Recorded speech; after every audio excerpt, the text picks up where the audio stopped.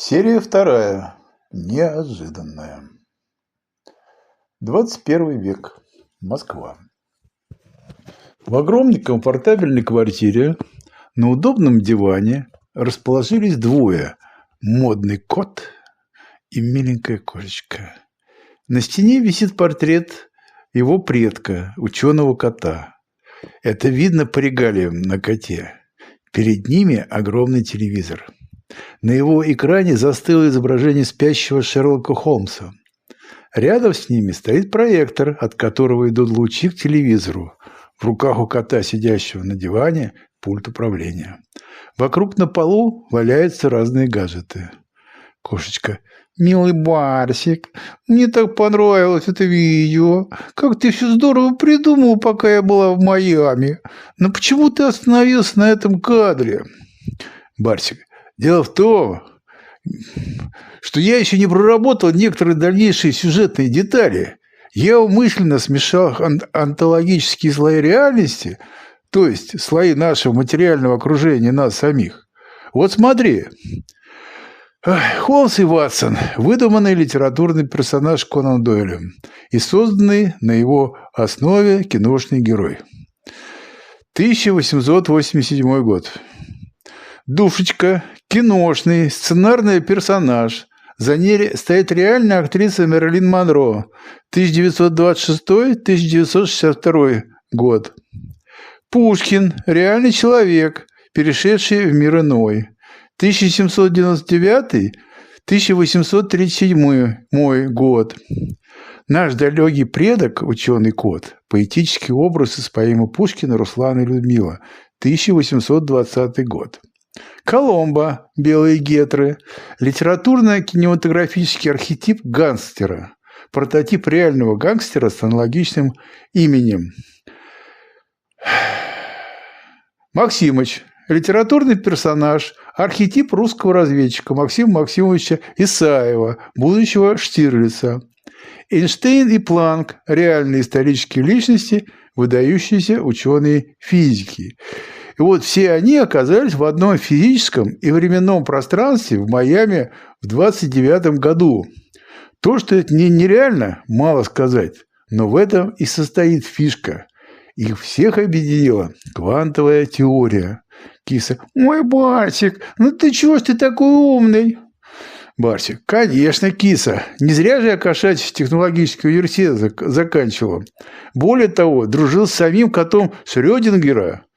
Мы с ним неоднократно спорили о природе реальности и взаимодействии человеческого сознания с квантовым миром.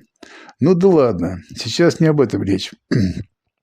Однако, чтобы сюжет не начал логически трещать из такой мешанины, необходимо прежде всего внедрить в него достижения науки 21, а не 20 века, когда квантовая механика только зарождалась. За последние столетия квантовая физика сделала огромный рывок вперед в понимании многих процессов. Прежде все это было на уровне научных гипотез, частично подкрепленных экспериментами. А нынче экспериментальная физика доказала многие из них, причем на фундаментальном уровне. И вот эти новые знания надо переправить в 29 год. И главным носителем этих новых знаний должен стать Холмс с его развитой интуицией и блестящей дедукцией. Фактически он является по своей натуре исследователем и практиком одновременно. Холмс замечает то, что другие пропускают. Он умеет делать выводы такие, что окружающим кажется, что он то ли провидец, то ли шарлатан.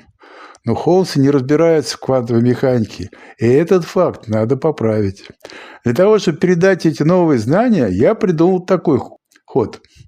Холмс, начитавшись научной литературы по квантовой теории, засыпает, и ему снится сон, как он попадает в 21 век в одну из лабораторий, например, в том же Гарварде. Его там радушно встречают и показывают результаты экспериментов, которые доказывают многое из того, что могло бы привести к телепортации с помощью квантовых механизмов. В частности, ему разъяснили так называемую многомировую интерпретацию Эверетта, которая предполагает, что все возможные реальности существуют параллельно. Однако до сих пор практически еще никто не осуществил телепортацию человека. И это главное. И вот с этим новым знанием потрясенный Холмс просыпается. Он понял, что потерпел профессиональное фиаско. Его метод дедукции, основанный на жесткой логике XIX века, бессилен против квантовой неопределенности. Это создает драматический конфликт, понятный даже тем, кто не читал физику. Мой дорогой Барсик, как же ты все здорово придумал. Давай скорее все это подробно пропиши и начни визуализировать.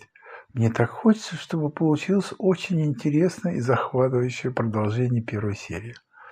Ладно, давай твори, а я поеду путешествовать в реальном времени и пространстве, ведь в мире так много всего интересного и без квантовой физики. И она исчезает. А Барсик садится за компьютер и начинает писать новый сценарий, чтобы затем отправить его в квантовый генератор. И вот на выходе квантового генератора в виде неких квантовых цифровых образов формируется следующая виртуальная действительность.